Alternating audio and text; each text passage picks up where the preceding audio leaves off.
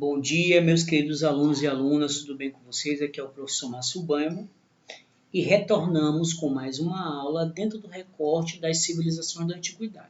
Só que dessa vez eu vou dar um destaque para mais uma civilização, certo? Que se desenvolveu no continente africano, porque nós já vimos um pouco do legado dos povos egípcios, né? E quando eu falo de Egito, eu falo de África, certo?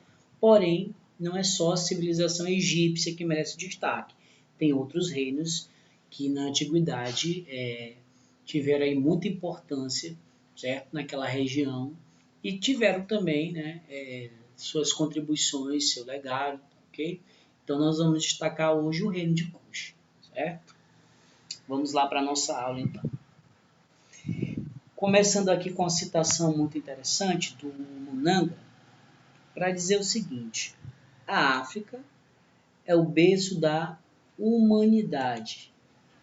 Então, pensar a África e toda a sua historicidade, diversidade, o seu legado e civilizações é importante por quê? Porque nós sabemos, certo, que foi no continente africano onde a história da humanidade começou.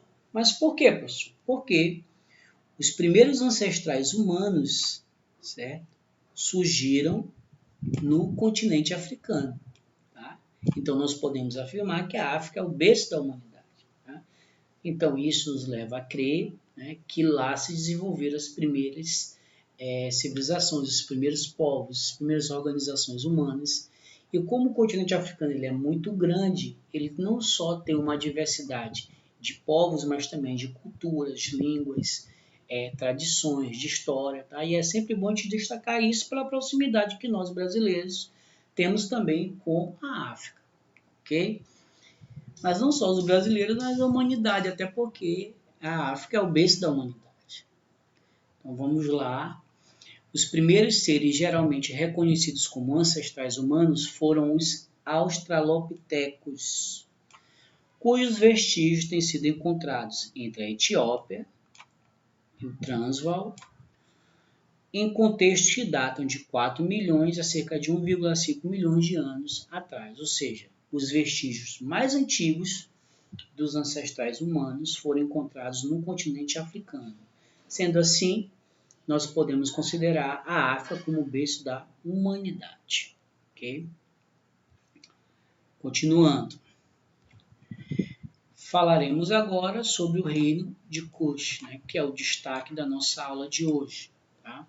O reino aí que ganhou a sua força, né, e chegou ao seu apogeu nesse período que vai de 780 até 350, 780 a.C. até 350 da era cristã. Acompanhe aqui comigo. O antigo reino de Kush, ou ainda Kush, dominava uma região africana ao sul do Egito, na época chamada de Núbia. Certo? Então, o reino de Kush, né, também chamado de reino núbio ou povo da Núbia. Tá? Hoje a área faz parte do Sudão. A princípio uma colônia egípcia.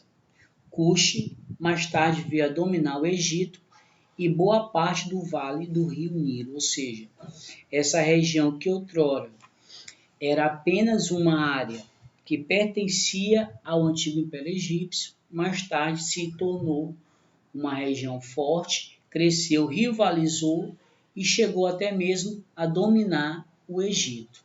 Tá?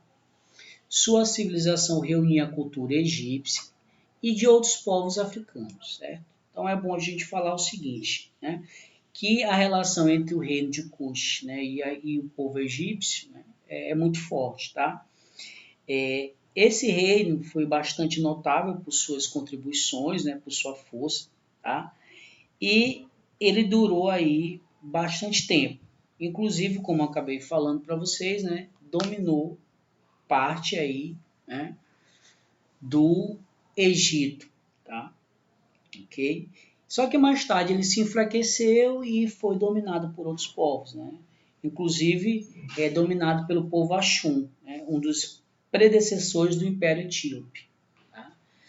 destacar aqui nessa imagem, né, Meroé, que foi a capital do antigo reino de Cush, né? Você vê aqui as suas ruínas, né, suas pirâmides, né? As mais conhecidas pirâmides são as que ficam no Império Egípcio, mas no reino de Cush você também tem a construção de pirâmides, ok? Ruínas das pirâmides, templos e outras construções que podem ser vistas onde hoje fica o Sudão. O local é considerado Patrimônio da Humanidade pela Unesco. A localização, né, dá para a gente observar aqui o continente africano, né, o mapa do continente africano. Tá? Então fica nessa região aqui, ó, que engloba parte, né, do antigo Império Egípcio, né, e mais ao sul, pode-se se dizer, né, da região do atual Egípcio.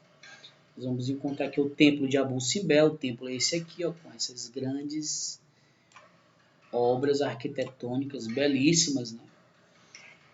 Ao sul do Egito atual. A civilização núbia tinha como forte intercâmbio, né, com os antigos egípcios, né? Então, essa presença foi muito significativa e, inclusive, a influência da cultura egípcia sobre a cultura núbia e vice-versa, tá? Do chamado Império Kush.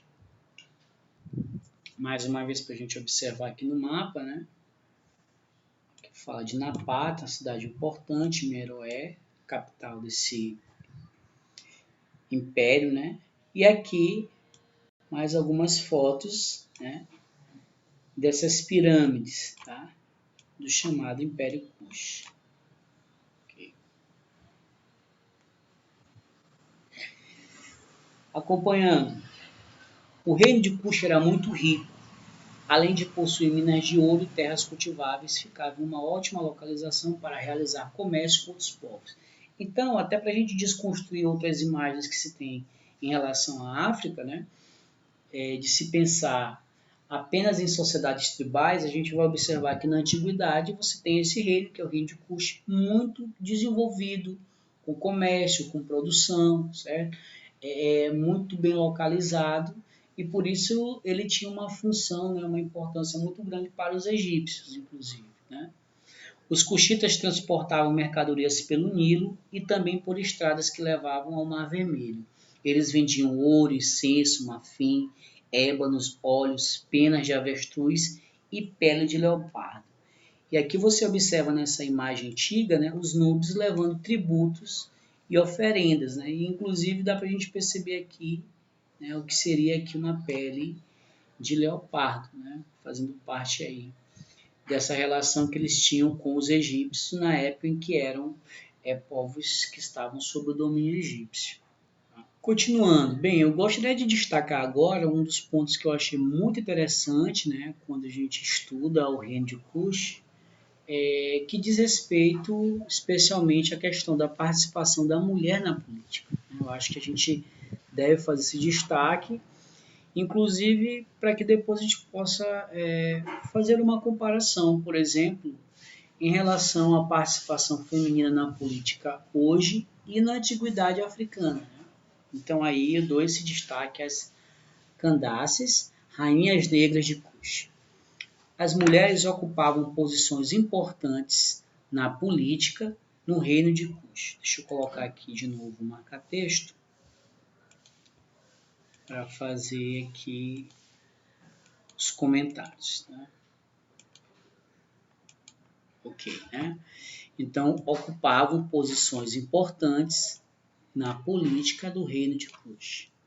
A principal delas era a mãe do rei, que poderia ocupar o poder político, governando o reino durante os períodos de guerra. Então, veja, para qualquer governante a situação de guerra é complexa, né? Então, as mulheres, inclusive nesses períodos mais complicados de governo, estavam à frente do poder e tinham liderança, né? Então, cabe destacar esse elemento aí, certo? Que é a liderança feminina, a liderança da mulher, em contextos ainda mais complexos como os períodos de guerra.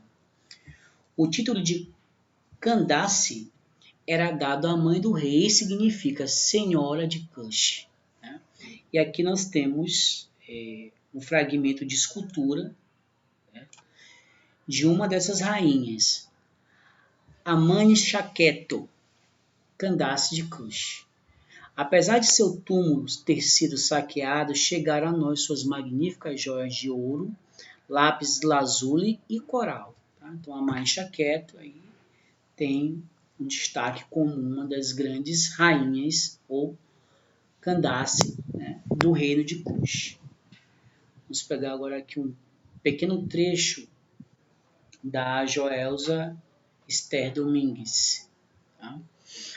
Candace era um título atribuído a uma linhagem de rainhas guerreiras, né? Não só rainhas, rainhas e guerreiras, né? Isso é importante também destacar, que governaram o reino de Cush, no sul do Egito. Fontes antigas mencionam as Candace como rainha da Etiópia, termo que na antiguidade denominava a região onde se situavam os povos negros do continente africano, o que poderia se referir à Núbia, no sul do Egito, e ao Sudão. Amane-Shaketo, ou Amanirenas, foi uma das mais famosas Candaces por ter infligido uma grande derrota ao exército do imperador romano Otávio Augusto. Veja que a liderança dessa rainha foi tão impressionante que conseguiu inclusive derrotar o exército romano de Otávio Augusto. De aspecto viril e cega de um olho, que teria perdido em combate, era conhecida por ser uma líder feroz, tática e unida. Né? Então é bom a gente destacar essa participação da mulher na antiguidade africana para mostrar o quão eram avançadas essas relações naquele período. Então a distinção entre homem e mulher na questão política de assumir o poder não estava tão dissociada, né, separada como a gente vê na atualidade em alguns países do mundo. Né? E aqui, pessoal, para finalizar, eu deixo uma atividade para vocês. Observamos que na antiguidade africana, tomando como exemplo o reino de Cush, as mulheres assumiram papéis de destaque na política. Fazendo uma comparação com a sociedade atual, podemos dizer que evoluímos quanto à participação da mulher na política brasileira? Então, vocês vão fazer essa avaliação, né? Comparando, claro, né? Vendo a realidade de vocês, né? Vendo como é que é a realidade da participação da mulher hoje e comparando com o reino de Cush, né? Onde você vê que, inclusive, as mulheres governavam, eram guerreiras e estavam à frente do seu povo, né? Tendo grande poder e destaque na política. Tá?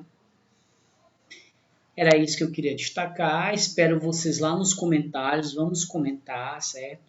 Para que eu possa dar o retorno, fazer o diálogo e o debate sobre essa aula tão interessante, tão bacana, né? Que inclusive vai para o outro lado. Né? Eu queria que a gente não só focasse nesses grandes nomes da história, que eram só nomes masculinos, né? Mas que também a gente pudesse mostrar aí a participação feminina, né? A participação da mulher na antiguidade, especialmente na antiguidade africana. Era isso, pessoal. Espero que vocês tenham gostado e até a próxima. Tchau, tchau.